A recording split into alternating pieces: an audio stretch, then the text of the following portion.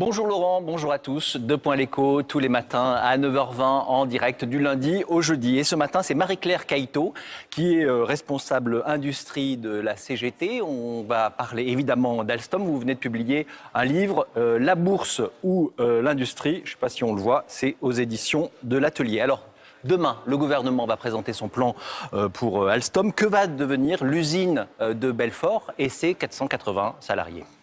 Nous, ce qu'on souhaite, c'est que l'usine de Belfort, elle soit préservée. On parle des salariés, mais bien sûr, il y a les salariés, mais il y a aussi toute la sous-traitance qui est autour, le tissu industriel de PME, PMI.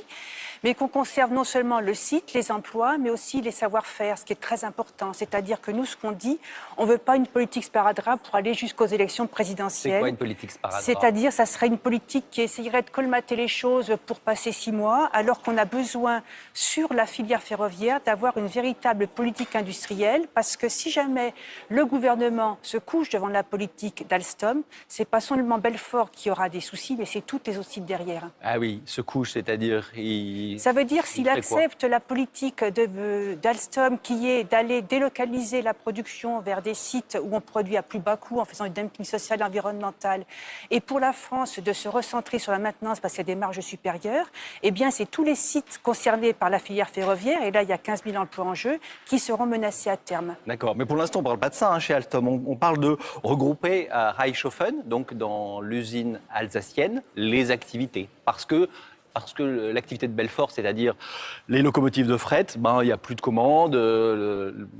Oui, mais la question, est-ce qu'on a des besoins ? On sait très bien que les besoins, ils sont là, sur le territoire national.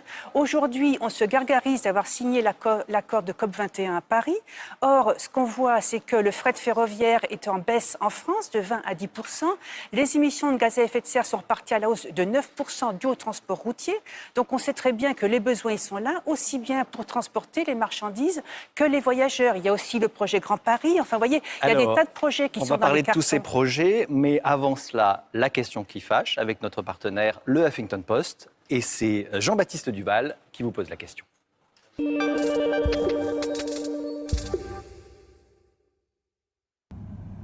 Personne n'a trouvé de solution pour les usines françaises d'Alstom, y compris à la CGT, jusqu'à ce que son PDG actuel ne réussisse son coup. C'est bon, le gouvernement va faire pression sur la SNCF pour passer commande. Belfort est sauvé. Alors Marie-Claire Caïto, pour une fois, vous pouvez bien dire merci patron, non ? Non, je ne vais pas dire merci patron, d'autant plus que des solutions pour sauver le site d'Alstom, il y en a. La CGT en a proposé, y compris depuis longtemps, entre autres quand il y a eu la vente de la partie énergie d'Alstom à General Electric, on avait proposé, nous, d'autres solutions. Parce que ce qu'il faut quand même savoir, c'est que la branche énergie d'Alstom, elle représentait 70% des activités, c'était la plus rentable. Donc dès cette époque, nous, on avait alerté et on avait des propositions. Donc pas du tout merci patron, parce que les patrons, ils sont en train de se payer des dividendes faramineux, 3 milliards d'euros quand même l'année dernière. Cron, à l'époque, a empoché à peu près 4 millions d'euros aussi. Donc, pas du tout merci patron. Non, ils sont en train de casser la filière ferroviaire en France. Sur la partie transport, si on fait pression sur la SNCF, ça revient à demander aux contribuables de payer plus cher, finalement. Mais la question n'est pas de faire pression ou de ne pas faire pression. La question, c'est d'avoir une vraie politique industrielle dans ce pays, ce dont on manque. En clair, la SNCF, par exemple, vient de commander 44 machines. Elles seront toutes produites en Allemagne. C'est quand même extraordinaire. On est un des seuls pays, quand il fait une commande avec des fonds publics, à ne pas pouvoir obliger à ce qu'une partie de la production qui soit faite sur le site national. C'est l'Europe. Aujourd'hui, ce dont on manque, mais non, ce n'est pas l'Europe.